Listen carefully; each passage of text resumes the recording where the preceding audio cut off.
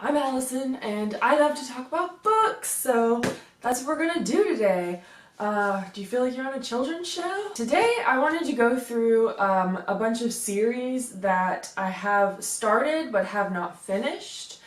So they're all completed series, like all the books are out, there aren't going to be any more. I just haven't finished them for whatever reason. I'm hoping if I put it out there, I'll be properly shamed and I will read them hopefully this year. We'll see how it goes.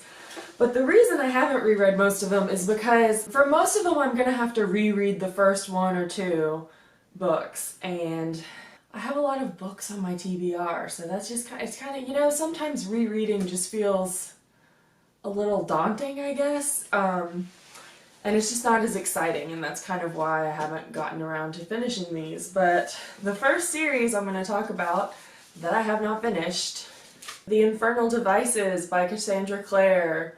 I have read Clockwork Angel and Clockwork Prince. I have not read Clockwork Princess. And it's been long enough that I definitely need to reread the first two, and I really liked them. I was probably scared to read the last one, honestly. The second one I remember was very emotional for me. There's a lot going on, you know, it's Cassandra Clare's Shadowhunter world, and this one, I like this one the best because it's set in the late 1800s in London. I feel like the paranormal aspect fits better in with this time period and this kind of setting.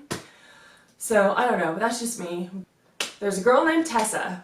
Tessa goes to London to find her brother who's gone missing.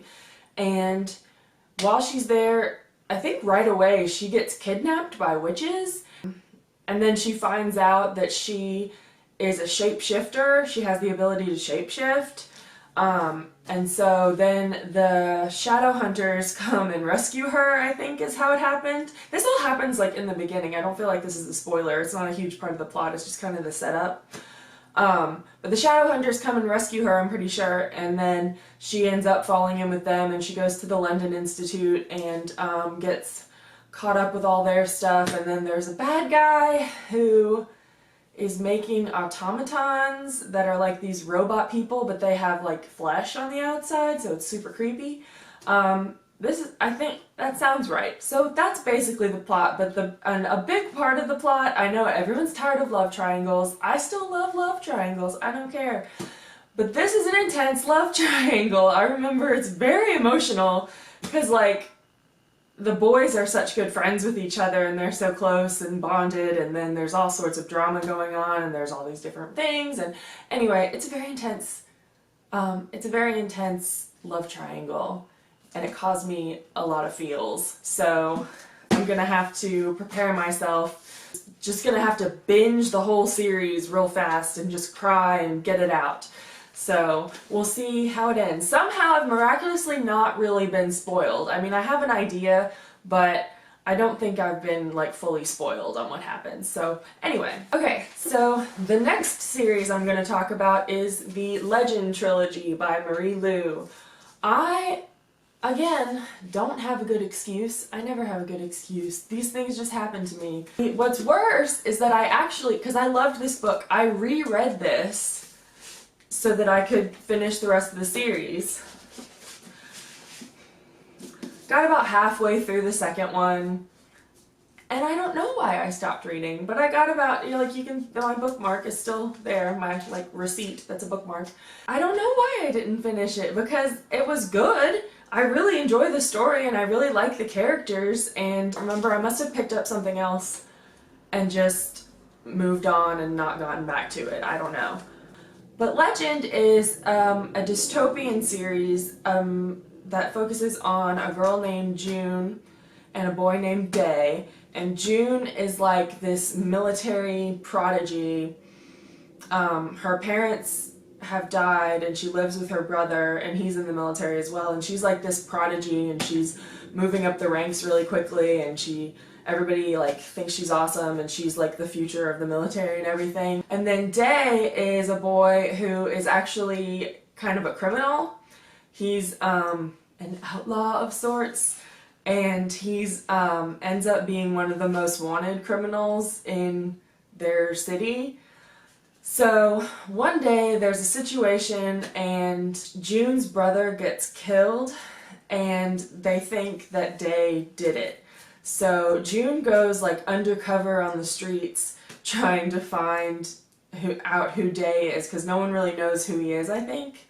But she's trying to find him and figure out if he killed her brother, because that's who they think did it. And so, but anyway, she gets to know him and different things happen, and it's a good story. There's a lot of action in here. Like, I feel like that's not a very good representation of the actual book, because there's a lot of action in here and it's really good. Like, the ending was awesome.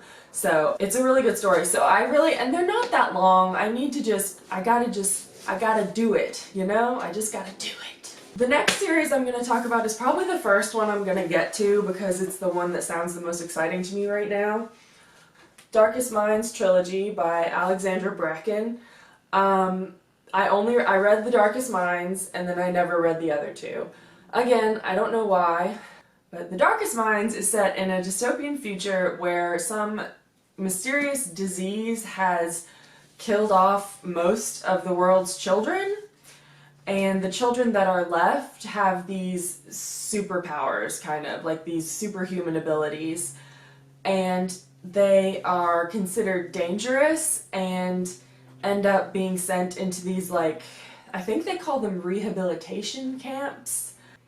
But it's basically like concentration camps for these kids who have powers, and they're all categorized by danger levels or something, like green, blue, yellow, red, orange, or something like that. I don't remember all the colors. But like some of them can like move things with their minds, and some of them can, maybe some of them start fires. But anyway, I'm not going to tell you what our main character's superpower is because it's cool and I don't want to tell you. Anyway, so the main character escapes from this concentration camp she's in and kind of ends up on the run and gets caught up with this other group of kids, and they're all looking for this safe haven that there's supposed to be some kind of safe place that's run by the kids, and they take in, you know, the runaways, and they just kind of live and have their own little society, I guess, that they can you know, escape the concentration camp. So, but yeah, I remember it being a really fun adventure and I remember really liking it. So I'd really like to get back into the series and finish it this year sometime. Hopefully soon, but there's a lot of books coming up, so but hopefully soon. The next series I'm going to go through is another dystopian, shocker. The Dustlands trilogy by Moira Young. I don't hear a lot of people talk about this, but I only read the first one and I really liked it. It's different. I mean, I feel like she was one of my first, like, before I discovered Selena, this was one of the first, like, super badass girl characters that I really liked. It's about, you know, it's a dystopian and they live kind of in the desert and, you know, Dustlands. The main character is Saba. I'm pretty sure that's how you pronounce it. It could be Saba, it could be Saba. I say Saba. That's her name. S-A-B-A, whatever you want to say. That rhymed. Anyway, Saba has a twin brother, and her twin brother gets kidnapped one day by this just band of dudes on horseback. They just come through, and I don't remember the details, but he gets taken away, and so Saba has to go after him. But yeah, I don't remember what happened with her parents, but I know she had a little sister that she kind of had to take care of as well, but I don't know, she ends up leaving, and honestly I don't remember much of the details. I remember she ends up, I mean, I don't think this is a spoiler because it's kind of part of the thing, but she ends up in this kind of prison where they make the prisoners fight each other, and that was kind of cool. I mean, it's awful, but it was kind of cool. So she's in this prison, and she's having to fight, and she meets up with this group of girls called the Free Hawks, and this boy, and I don't remember what his deal was. I feel like he was kind of a mystery, and that was part of the intrigue of it, or whatever. But they all kind of end up banding together and helping each other, and I don't remember any of the other details. I wish I did, but I don't. That's why I need to reread it. The next series I'm going to talk about I cannot believe I haven't finished because it's one of my all-time favorites. I was obsessed with this. Like, before I found Throne of Glass, this was my obsession. And not a lot of people talk about it. And at first I remember when I realized, I was like, why doesn't anybody on BookTube talk about Unwind? Nobody talks about Unwind. And then it kind of hit me, well, duh. Because I'll tell you what this is about. This is set in another dystopian version of America where there has been a second civil war fought over birthrights. There's a pro-choice side and a pro-life side. So while this war is going on, a scientist has developed this way that every single part of the human body can be transplanted to another human. Like, they can take off your hands and put them on another body. They can take off legs, put them on another body. They can take out your heart and put it in another body. You know, every little part of you can go to another body that needs it. So somehow they decided that the way to compromise and end this war was that they made the law that human life cannot be tampered with from conception until the age of 13. But between the ages of 13 and I think 18, a parent may choose to have their child sort of retroactively aborted, but they call it unwinding. So you can choose to have your kid unwound, and that's the process by which they take every single part of that kid and transplant it onto new people who need their body parts, I guess. So it's super creepy and kind of problematic, I guess, to talk about. That's just the setting. Like, that's not even part of the plot. That's just the world you live in. It follows these three main characters, Connor, Risa, and Lev. And Connor is, I think, 16 or 17, and he is like a troubled teenager. He gets in a lot of fights at school and he's not doing well, and he's his parents are just having problems with him, and one night he finds that they have signed the papers to have him unwound, and he's getting picked up soon and they haven't told him yet. So he runs away to get away from, because he doesn't want to be unwound, obviously, so he runs away. So Risa is in an orphanage. She's a ward of the state, and they're having to get rid of some older kids to make room for babies and new kids. So Risa doesn't make the cut, and she's going to get unwound. So she's on the bus to harvest camp when our heroes collide, literally. But I'll tell you about Lev real quick because he's in there too. Lev is a 13-year-old boy, and he is what's called a tithe. A tithe is a child that was conceived for the sole purpose of being unwound when he came of the right age, as a kind of holy purpose for this child to like save other lives and live in a divided state. That's what they call it. The whole reason it's acceptable is because they say, well, you're not really dead, you're just living in a divided state because all the parts of your body are still alive on someone else. It's messed up, I know that, but it's so good. It's so interesting. So Lev is on his way to harvest camp also, but he's going of his own free will. He's been told his whole life that he's special and he's got this divine purpose, and so he's ready to go to harvest camp. Well, so Connor's running from the cops. There's like juvie cops. They're especially for chasing runaway unwinds. Connor's and the cops collide literally with Risa and her bus, and then Lev in his car is caught up in it as well. So, you know, Risa's bus has crashed. She takes off. Connor sees Lev in the car, and tithes were all white, so he knew what he was. And so Connor, in his mind, had to save this kid.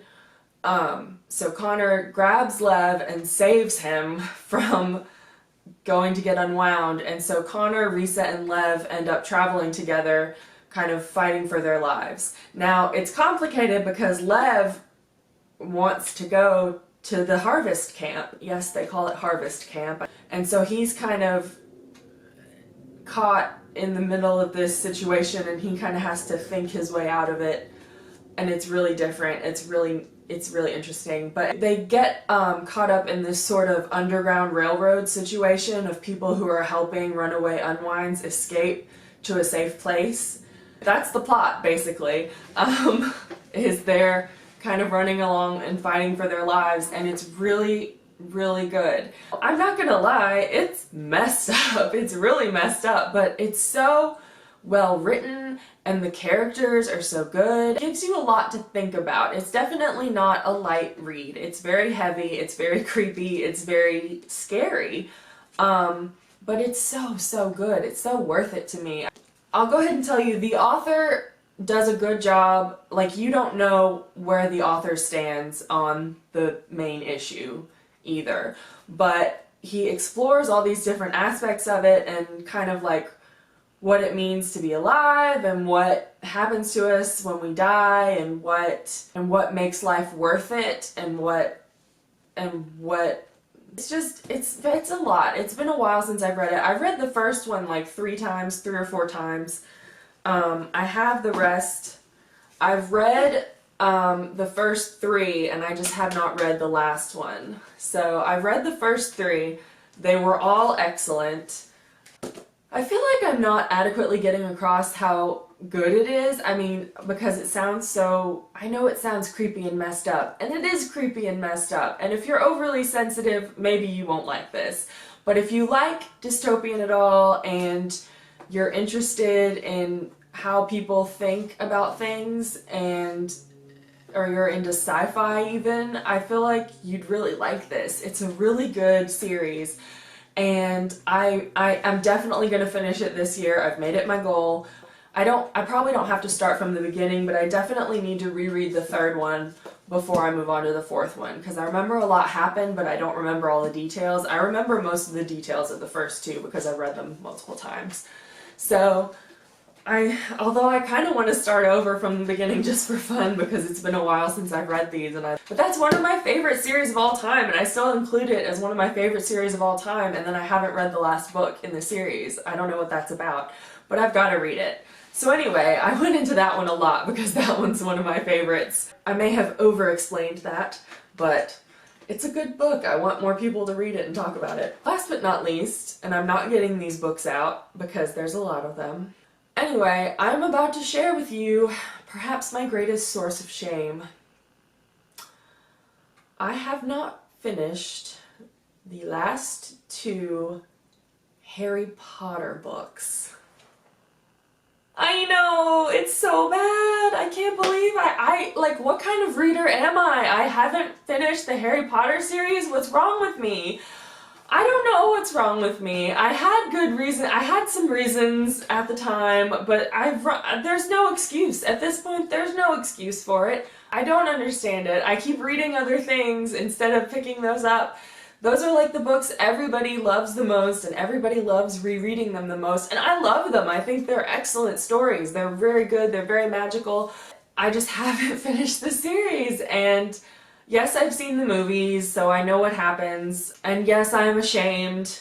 I've been listening to the 6th book on audiobook, and I think that's how I'm gonna do the last 2. I think I'm gonna do 6 and 7 on audiobook, because I listened to all the audiobooks for the other books as well, but I love that narrator. I can't think of his name, but the narrator for the Harry Potter books is excellent, and he just makes it more magical and more fun, I think. So I'm gonna do the audiobooks for those, and I will get them done, definitely this year, hopefully sooner rather than later, so that I can stop feeling ashamed of myself as a reader.